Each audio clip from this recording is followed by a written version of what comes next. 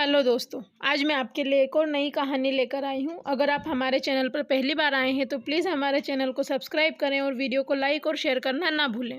कहानी की शुरुआत करते हैं। हमारी आज की कहानी है तपस्या। मौली, पकोड़े थोड़े करारे सिकवाओ और थोड़ी चटनी भी दे दो इधर। मौली के पति राजन ने उसे आवाज़ लगाई। मम्मा, मुझे पालक के पकोड़े खाने हैं, मौली का बेटा बोल पड़ा। हाँ भाई मौली, हमारे प्रिंस के लिए पालक के पकोड़े बनवाओ। और हमारी बड़ी लाड़ो की क्या फरमाइश है? मम्मा मम्मा, आज तो मुझे आपके हाथ का हलवा खाना है। इतने दिन हो गए आपने हलवा नहीं बनाया, मौली की बड़ी बेटी नव्या बोल पड़ी। हाँ भाई मम्मा, आज तो हलवा भी बनवा ही दो। और हमारी नन्ही परी को क्या खाने का मूड है भाई? राजन ने लड़ियाते हुए अपनी सबसे छोटी परी से पूछा।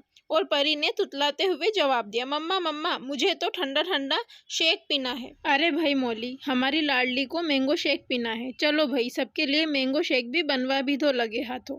और अब तुम भी यहाँ बैठकर तसल्ली से पकोड़े खा लो। कब से एक पाँव पर हमारी फरमाइशें पूरी करने में लगी हुई हो। हाँ जी, आती हूँ, बस जरा रामदीन को बता दूँ क्या करना है, प्रसन्न मन से मौली बोली थी। वह बेहद खुश थी। राजन चहकते हुए बच्चों से लड़िया रहे थे, यही तो चाहिए था उसे। राजन और बच्चों की खिलखिलाहट से गूंजता उसका छोटा सा आशियाना।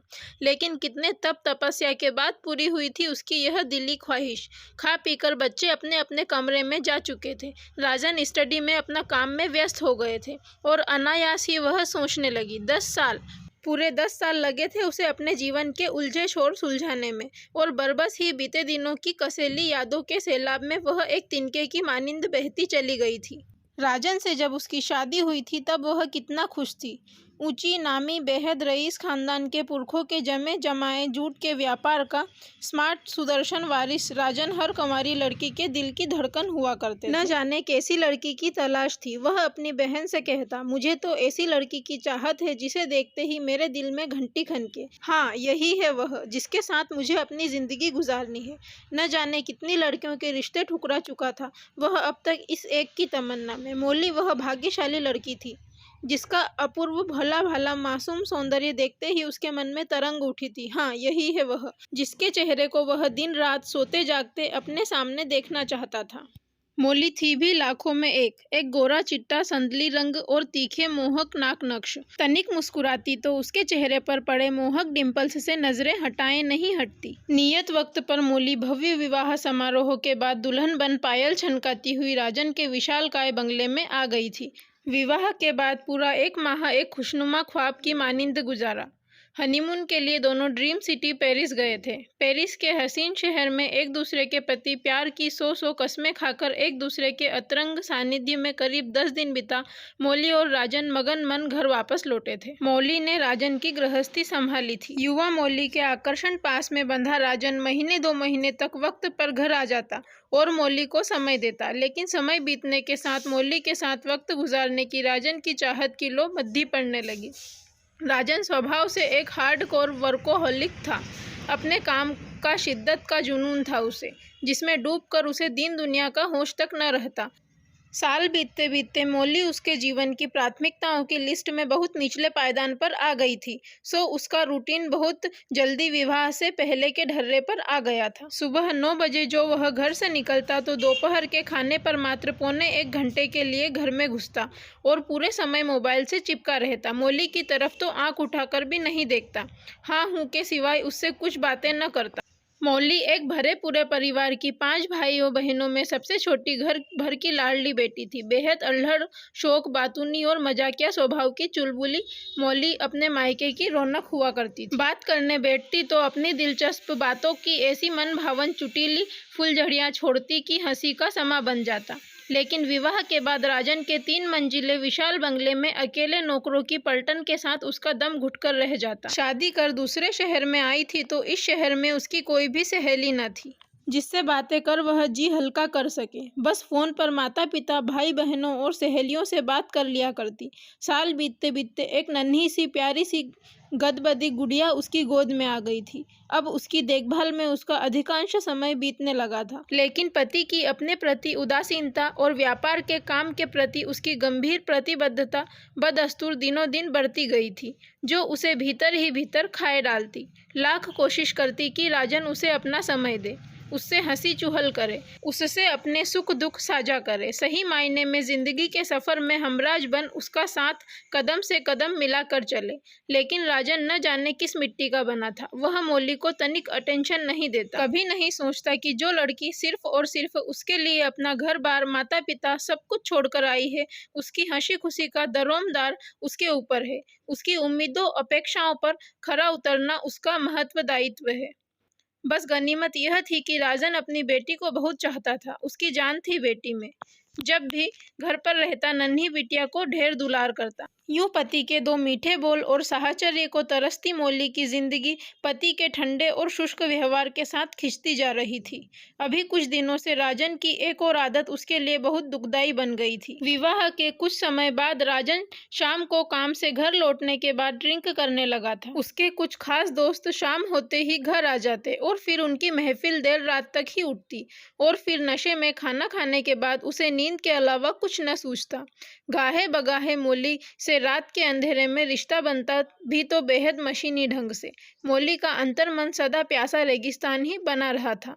उसमें कभी पति के प्यार के फूल महके गम के नहीं। राजन के अपने प्रति इस रुक्ष व्यवहार से आहत मौली दिन रात कुड़ती और आंसू बहाती। लाख समझाती राजन को कि वह रोज दोस्तों के साथ शराब की महफिल न जमाए, उसे और बच्ची को अपना वक्त दे, लेकिन राजन पर उसके कहे का रत्ती भर भी असर न होता। यूं ही साल दर साल बीतते गए थे। मौली की गोद में दो फूल और खिले थे। राजन की अपने प्रति बेरुखी से मौली के अंतर्मन में असंतोष का दानावल सतत धधकता रहता।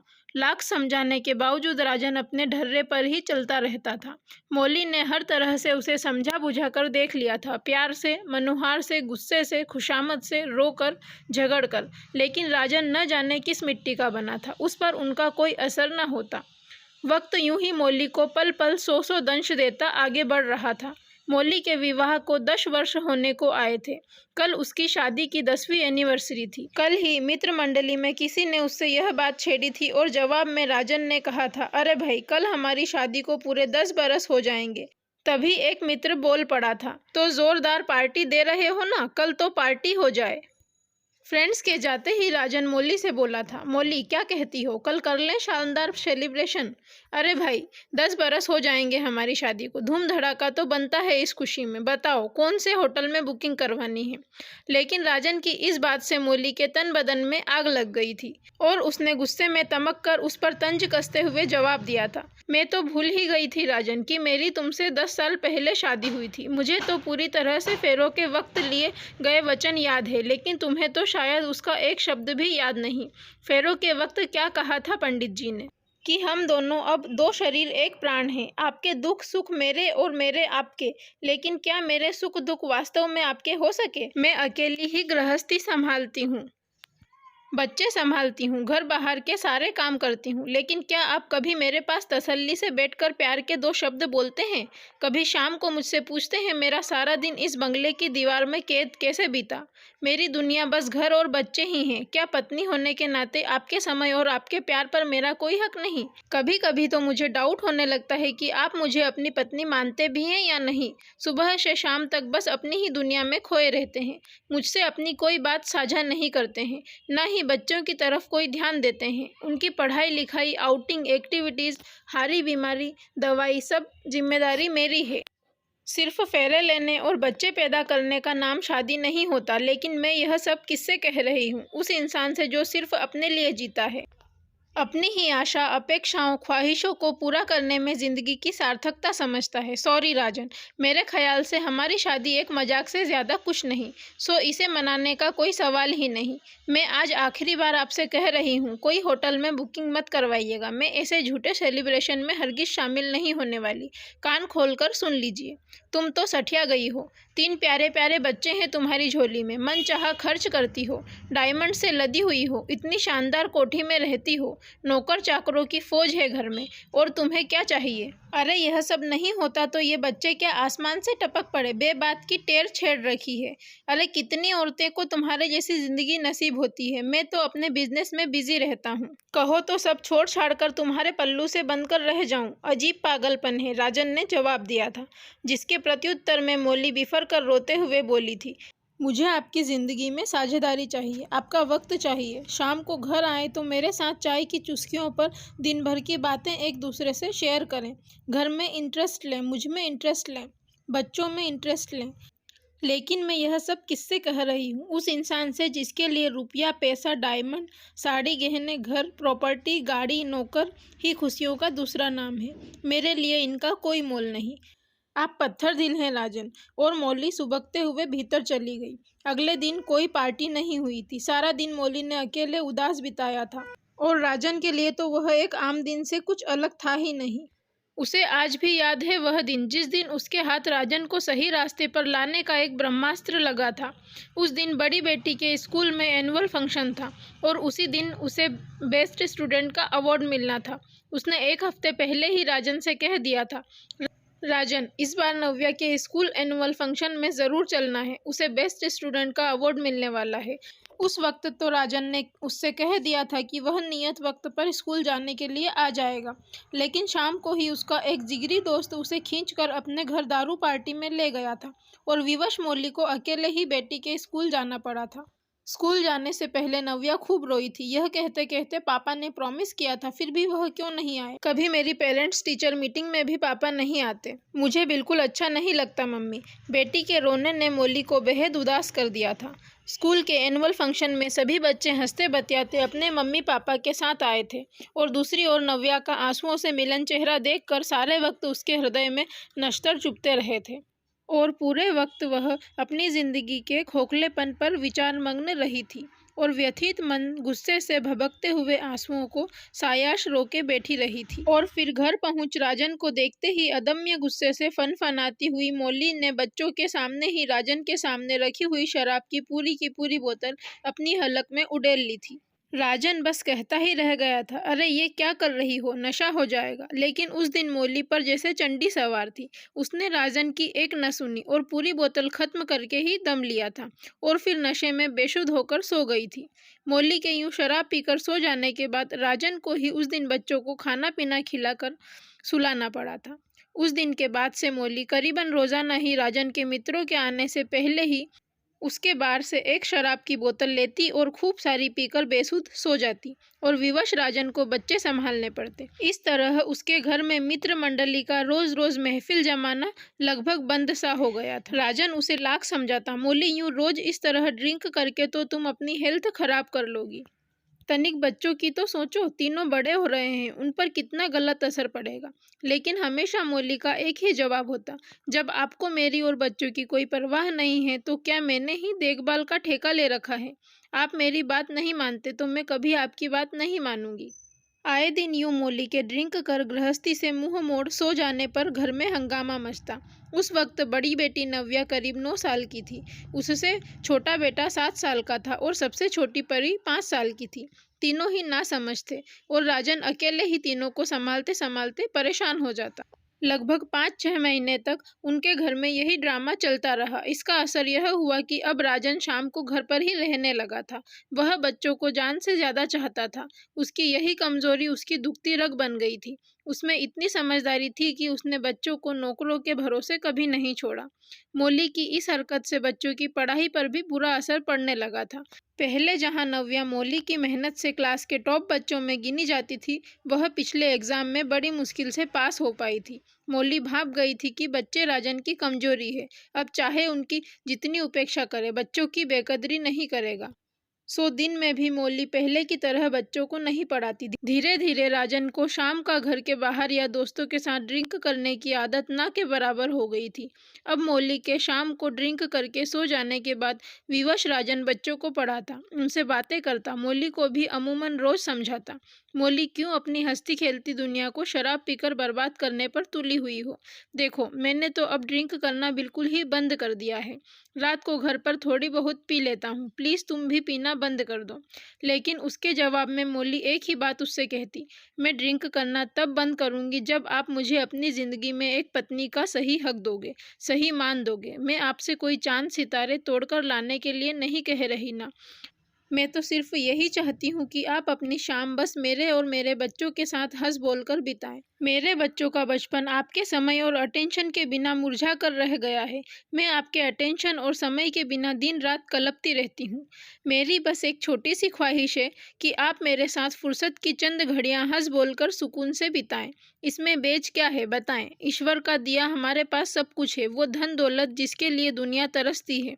ईश्वर ने हमें छप्पर फाड़ कर दी है, कमी है तो बस हमारी एक जिंदगी में एक दूसरे की साझेदारी की। प्लीज़ राजन प्लीज़ यह आदत छोड़ दो। उस दिन एनुअल फंक्शन के दिन नव्या कितना रोई है आपकी वजह से। और मरता क्या न करता, राजन को मौली के इस हट के सामने झुकना पड़ा था और धीरे धीरे बहुत कोशिशों के बाद वह अपनी शामें घर पर ही मौली और बच्चों के साथ गुजारने लगा था। अब वह मौली और बच्चों के सोने के बाद थोड़ा बहुत अकेले में ड्रिंक करने लगा था। सायाश मौली में अधिक इंटरेस्ट लेने लगा था, उस पर पहले से ज़्यादा ध्यान देने लगा था, उसकी इच्छाओं अनिच्छाओं की कद्र करने लगा था। ऑफिस से लौटकर मौली और 3 बच्चों के साथ चहक भरी बातचीत और उससे अच्छी लगने लगी थी। परिवार के साथ समय बिताना उसके काम का स्ट्रेस मिटाने में मददगार होने लगा। अब वह भरसक प्रयास करता मौली और उसके बच्चों की उम्मीदों पर खरा उतरने का। शादी के इतने सालों बाद मौली का उसके और बच्चों के प्रति समर्पित प्यार और लगाव का गहराई से एहसास करने लगा था। उसका अपने प्रति बेशर्त प्यार को पहचानने लगा था। धीरे धीरे उसे एहसास होने लगा था कि उसकी वजह से मौली और बच्चों ने कितना दुख पाया था। अब वह पहले वाला राजन न रहा था। मौली के साथ हल्की फुल्की बातचीत में रस लेता, बच्चों को स्कूल के लिए तैयार होने में मदद करता, विभिन्न अवसरों पर उनके स्कूल भी जाता, उनके साथ पिकनिक सिनेमा सैर सपाटा जाता। उसे अब एहसास हो चला था कि ये छोटी छोटी खुशियाँ जीवन में कितना मायने रखती है। कभी कभी उसे अफसोस होता कि उसने 10 सालों तक मौली और बच्चों की झोली इन खुशियों से अपनी नादानी से खाली रखी। मौली ने उसके और बच्चों के प्रति अपने समर्पित लाड़ दुलार परवाह से उसकी बरसों से सोई सुप्त भावनाओं को जगा दिया था। अब वह पहले वाला राजन न रहा था। मौली राजन के इस काया पलट को देख बेहद खुश थी। अपने छोटे से घोंसले को पति और बच्चों की खुशनुमा चहक से गुलजार देखी फूली न समाती कि तभी राजन ने उससे पूछा, अरे भाई क्या बात है, कुछ हमसे भी तो शेयर करो। और बीते दिनों की भूल भुलैया में अटकती भटकती वापस वर्तमान में लौट आई थी और उसने मुस्कुराते हुए जवाब दिया था, बस सोच रही हूँ कि कितनी साधना के बाद मैंने तुम्हें पाया है। यूं ही हमेशा मेरी जिंदगी को अपने प्यार से सरोबार रखना। और दोनों एक दूसरे की आंखों में आंखें डालकर मुस्कुरा उठे। फिजा में प्रीत नेहा का मदमस्त सुरूर घुल गया था। अगर आपको हमारी ये कहानी पसंद आई हो तो प्लीज़ हमारे चैनल को सब्सक्राइब करें और वीडियो को लाइक और शेयर करना ना भूलें। Thank you for watching.